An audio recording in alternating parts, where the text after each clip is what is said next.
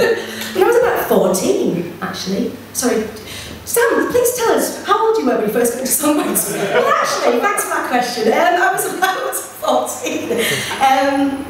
I don't know what it was like for anyone else going through that difficult phase of, growing up and things spurting where they shouldn't be and things growing where they shouldn't be, really. And just dealing with, difficulties in life, and I just found that it was my way of kind of releasing all that kind of tension and pressure. And I also, round about the time, first started getting into live music. In fact, the first concert I ever went to, and I love saying this, was Queen. Yes. First band I ever saw live. Obviously, I was one at the time. I'm very proud to say I'm actually 40 years old, by the way. So, yeah.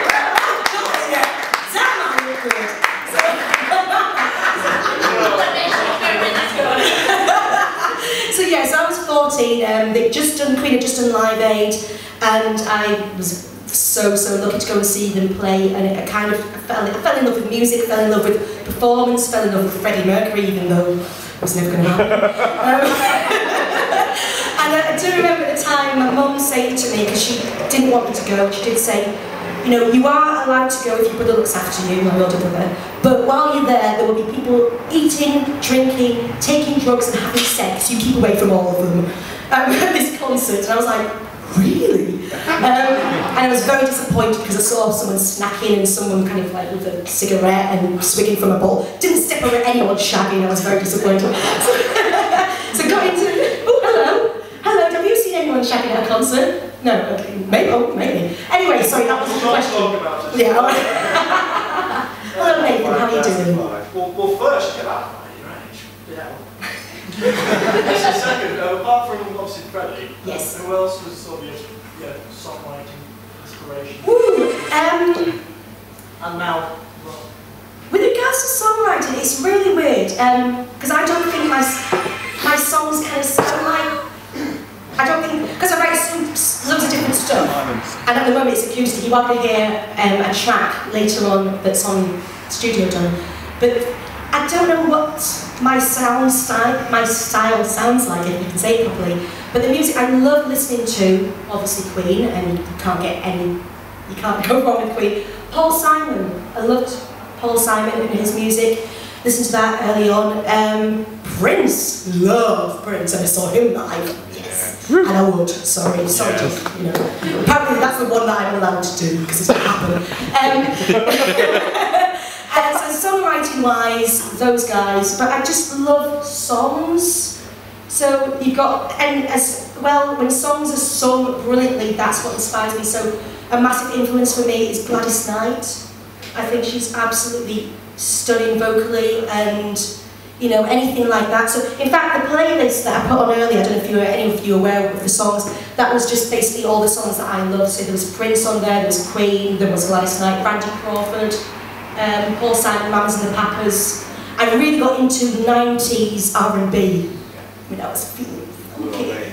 So, so you've got India Irie and Angie Stone and D'Angelo and some really cool music like that. But yeah, quite varied. The way I see it, if it's got a really great vocal or a really funky groove, then that's where I am. Good question, Matt. Thanks, Nathan. Thank you.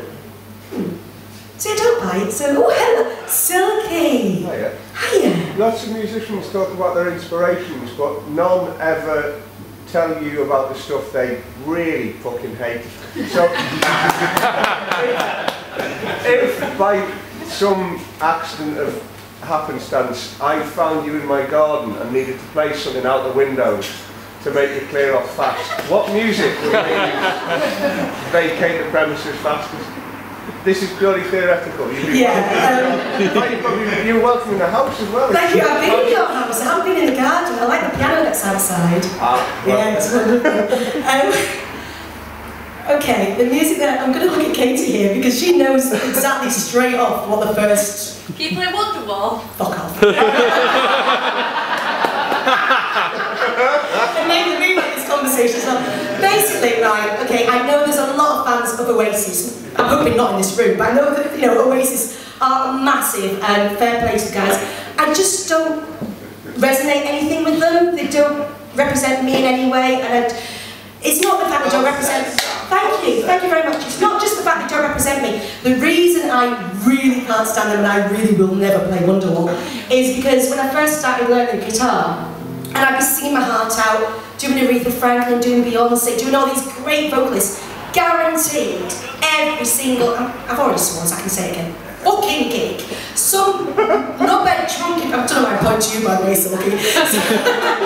Someone would always shout, play Wonderwall, and I'd be like, no. So I refuse to so far, I will refuse to till my dying day, which hopefully won't be now, if someone had gone, Gallagher's had like Skyping outside. So yeah, Oasis, it just doesn't do it for me, and I think it's the fact that people want me to play it, and no, sod off, I'm not.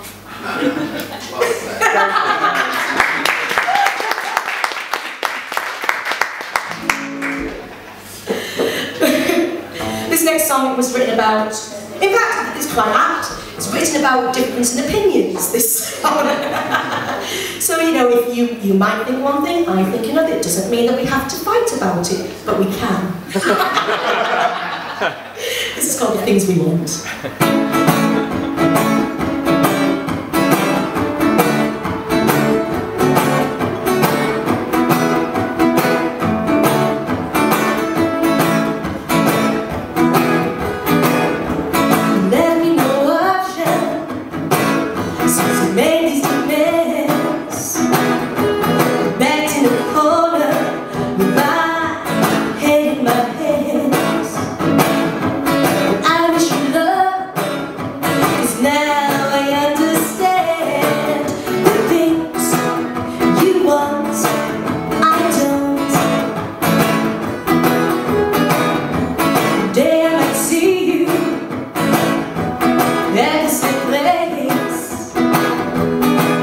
We'll have big smiles on our face. To continue like this seems such a waste. The things I want, you don't. So let's just cut some rough before even more damage is done. It was only meant to be fun. It feels like war.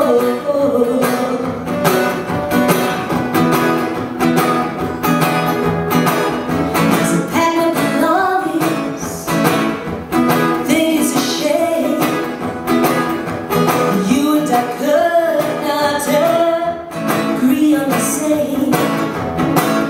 It's just one of those things. No one's to blame. The things you want, I don't.